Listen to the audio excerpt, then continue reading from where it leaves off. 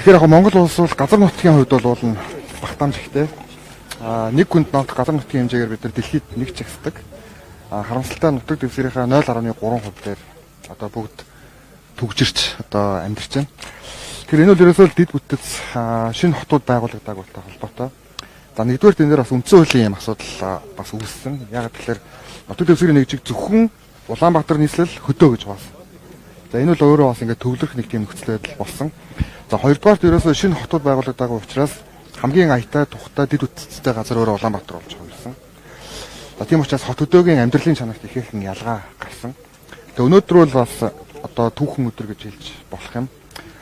Бид нар Монгол улс одоо сүүлийн 40 орчим жилийн хугацаанд анх удаа одоо өөрсдөө төлөвлөж хот байгуулж байна гэж ойлгож болно. За хөшийн хөндийн энэ хот бол хамгийн одоо байгуулах боломжтой газар гэж одоо судалгаан дээр гарсан. Яг л энэ чинь шинэ онгоцны бодлогын бүтээн байгуулалт дууссан. За хоёрдугаар тэгвэл Богдхан төмөр зам Богдуулыг тойрсон одоо зам эхэлнэ. За мөн нийслэл Улаанбаатар хотыг тойрсон хурдны зам эхэлнэ.